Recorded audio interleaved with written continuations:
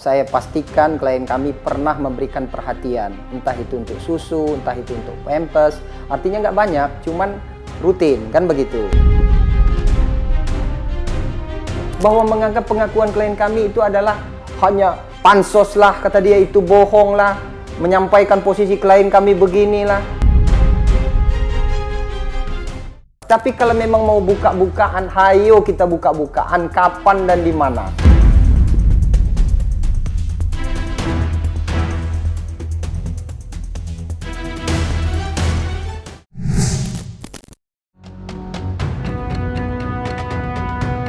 Siapakah sebenarnya ayah biologis dari buah hati Lisa Mariana? Pertanyaan itulah yang kini bergulir liar menjadi perbincangan sengit di jagat maya. Bagaimana tidak, seiring berjalannya waktu, semakin banyak saja fakta-fakta baru yang muncul ke permukaan. Salah satunya adalah pengakuan menggegerkan dari seorang pria bernama Revelino yang terang-terangan mengakui jika buah hati Lisa merupakan darah dagingnya. Walaupun di satu sisi Lisa tidak hanya menyangkal tetapi juga menyebut Revelino hanya mencari popularitas belaka, upaya pria tersebut digadang-gadang berpotensi menjadi ancaman serius untuk Lisa Mariana. Pasalnya, dalam kesempatan eksklusif dengan tim Cumi-Cumi, kuasa hukum Revelino menjelaskan secara detail tentang hubungan sang klien dengan Lisa Mariana.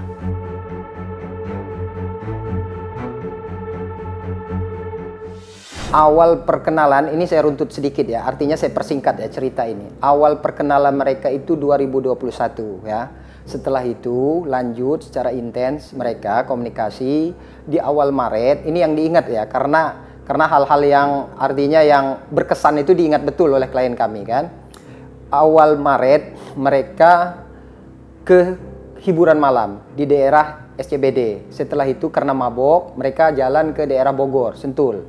Minap di situ. Terjadilah hubungan badan, awal pertama kali berhubungan badan dengan LM. Itu di bulan Maret 2021 ya. Setelah itu lanjut mereka yang diingat oleh klien kami itu lebih dari 3 kali, lebih dari 4, tapi yang diingat salah satunya di 2 tempat, yaitu di daerah Bogor. Setelah itu lanjut pernah minap juga di daerah BSD Tangerang. Setelah itu LM itu mengaku hamil di awal bulan Mei 2021. Awal Mei itu 2021 dia mengaku hamil. Ino ini klien kami itu manggil dia itu Ica. Cak, kenapa Cak? Gua hamil ini anak lu.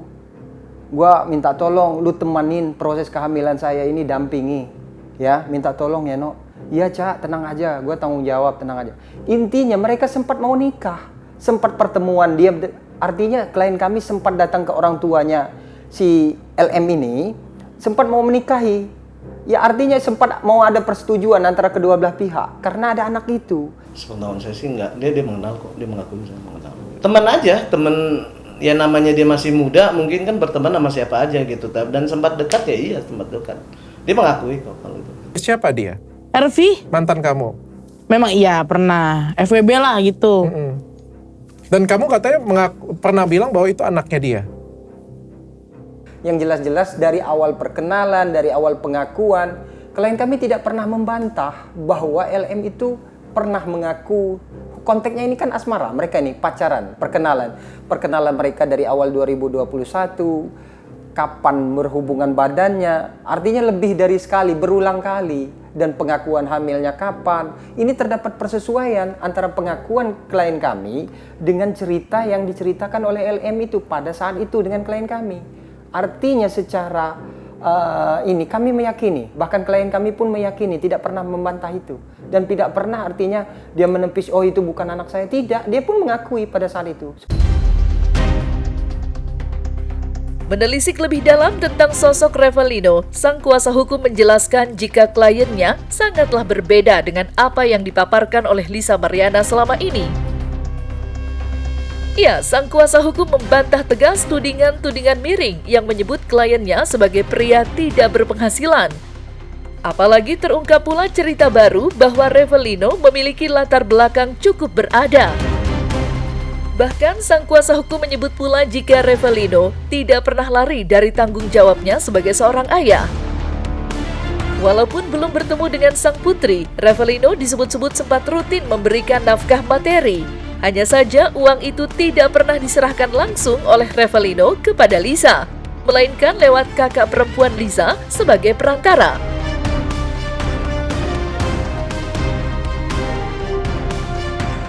Kalau untuk itu, kami bisa pastikan memang ada. Cuman kalau kisaran nominalnya berapa, totalnya berapa, kami tidak tahu secara konkret. Yang jelas, kalau untuk memastikan ada ataupun tidak, saya pastikan klien kami pernah memberikan perhatian. Entah itu untuk susu, entah itu untuk pampers. Artinya nggak banyak, cuman rutin, kan begitu. Ya cuman silahkan kalau memang mau dibantah oleh LM silahkan. Cuman kan muaranya nanti tetap, nanti ujungnya kita tes DNA kan, memastikan informasi ini siapa yang benar, siapa yang salah.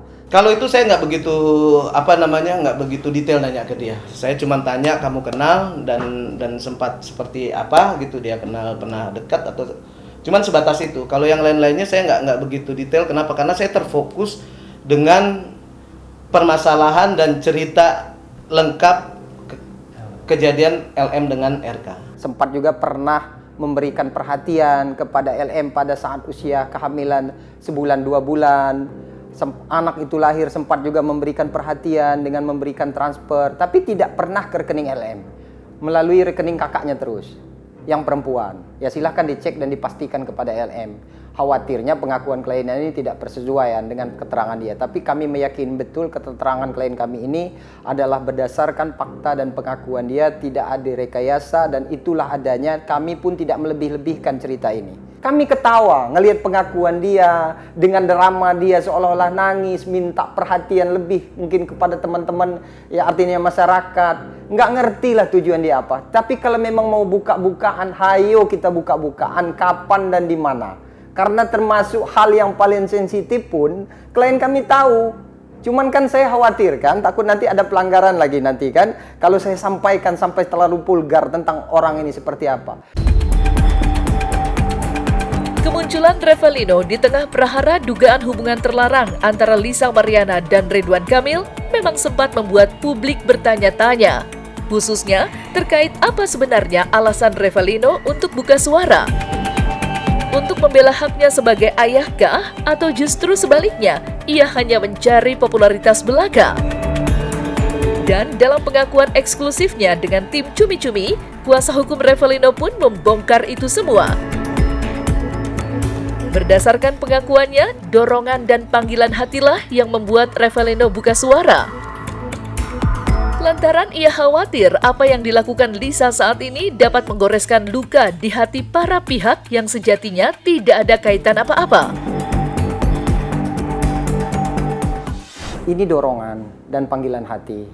Artinya setelah informasi ini viral, kan begitu, karena informasi ini menyerang salah satu tokoh, awalnya kita biasa-biasa aja, nggak terlalu memikirkan klien kita kan. Cuman karena dorongan dari keluarga juga mengetahui hubungan riwayat perkenalan sampai dengan pacaran, sempat mau nikah, bahwa itu adalah anak daripada klien kami. Panggilan keluarga, panggilan hati, dorongan dari keluarga dan panggilan hati dari klien kami bahwa udah, ini waktunya kamu harus muncul. Karena ini merugikan orang lain. Kasihan, kata orang tua daripada orang tua dari klien kami ini. Ini kasihan nak, karena bagaimanapun ada orang yang terdampak daripada fitnah ini. Lebih baik kamu muncul, kamu tunjukkan, kamu jelaskan bahwa itu adalah anak kamu. Bukankah itu ada waktu itu adalah pengakuan LM itu adalah itu anak kamu, cucu saya. Kenapa kok dia menyebarkan informasi yang sifatnya merugikan orang lain? Itu sesat nak. Lebih baik kamu muncul. Atas hal itulah kami memberanikan diri agar proses ataupun perkara ataupun informasi yang disebarkan oleh LM ini artinya berakhir. Sudahi dululah, buat apa? Nyari apa sih kamu? Makanya kagetnya klien kami ini dan keluarga besarnya. Kenapa? Kok sekarang dia menyebarkan isu bahkan membantah keterangan kami ini? Ada apa dengan LM ini? Tujuan dan misinya dia seperti apa? Itu yang kita tanda tanya. Kan lucu. Masa tiba-tiba muncul pas lagi viral gitu. Bukan satu aja loh, ada lagi loh. Bahwa menganggap pengakuan klien kami itu adalah hanya apa ya bahasa dia ya, semacam pansos lah, kata dia itu bohong lah. menyampaikan posisi klien kami beginilah. Saya rasa dia menangis itu bukan karena menangis minta perhatian lebih ataupun kasihan. Menangis karena dia khawatir nasibnya sebentar lagi. Saya meyakini penuh laporan ini nanti akan naik sidik dan dia akan diproses secara hukum. Lihat aja, karena dia sampai detik ini belum mengambil langkah hukum. Dan saya yakin dia akan bisa mengambil langkah hukum secara pidana. Apa yang dia maksud mau mengambil langkah hukum secara pidana? Nggak bisa. Jadi ya artinya inilah kadang-kadang ngelihat statement dari LM pihak sana itu kadang-kadang memancing reaksi kami yang nggak harus kami sampaikan. Kami sampaikan, cuman saya sebagai manusia ada rasa empatinya, ada rasa kasihan karena dia seorang perempuan. Kan begitu, cuman dia karakternya tidak tahu diri dan tidak sadar diri. Sementara itu, kemunculan Revalino juga ramai disorot tajam lantaran ia belum pernah sekalipun tampil secara langsung di hadapan publik. Ya, selama ini Revalino hanya diwakilkan oleh sang kuasa hukum saja. Hal itulah yang akhirnya menjadi spekulasi liar di jagat maya. Terlebih lagi, dalam berbagai kesempatan, Lisa Mariana tidak pernah segan untuk menjelaskan jika saat ini Revalino tengah berada di balik jeruji besi akibat berurusan dengan hukum. Lantas, seperti apakah sang kuasa hukum menyikapi tudingan ini? Serta mungkinkah pula apa yang dituturkan oleh Lisa Mariana itu memang benar adanya?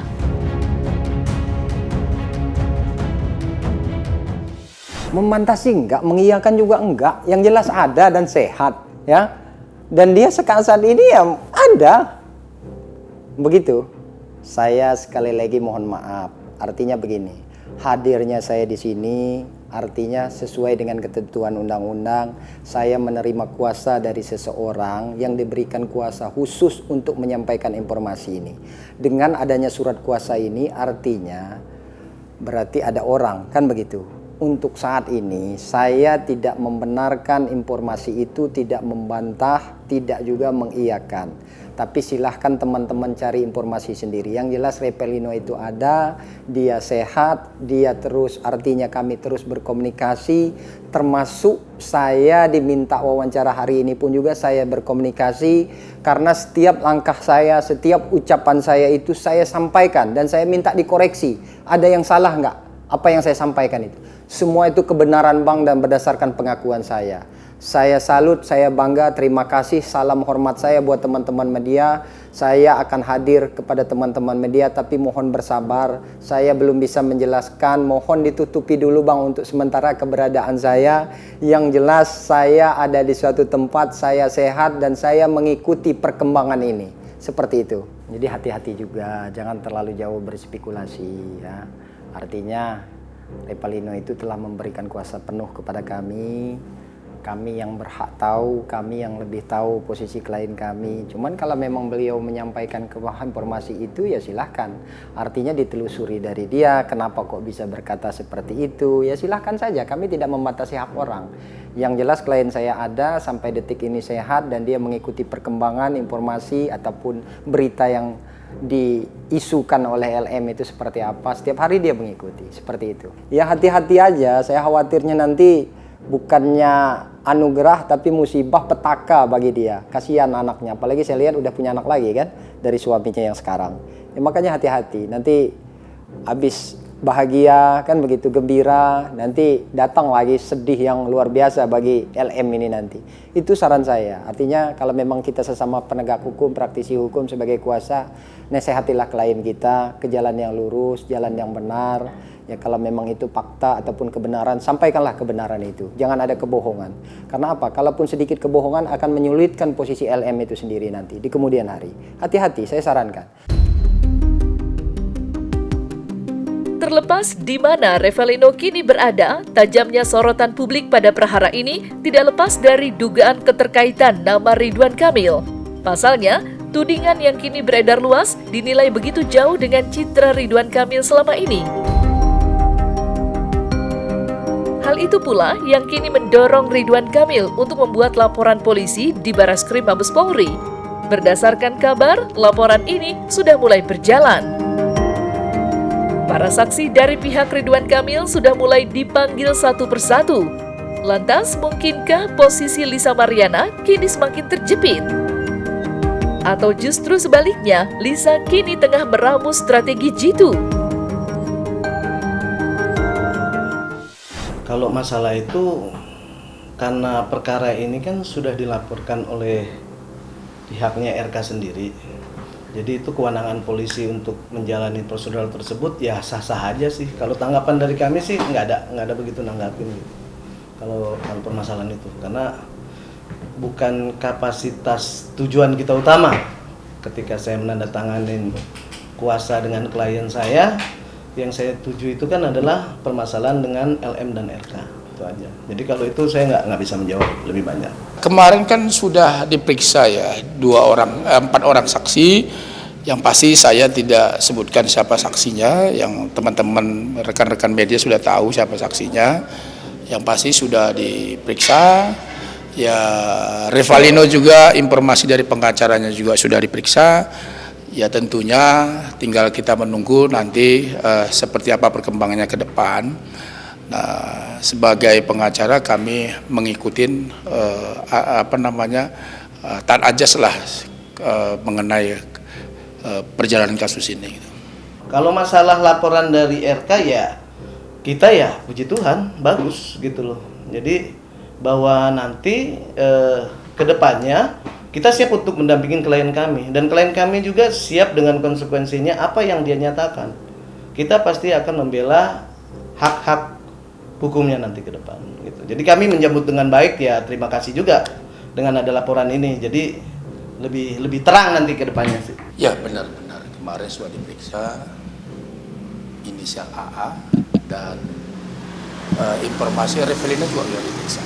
Biar penyidik lah ya, yang pasti saksi itu AA dan Revalino ada beberapa saksi yang mereka mengetahui, melihat dan mengalami sendiri apa kejadiannya. Jadi ya mereka saksi sebagaimana yang diatur dalam undang-undang lah.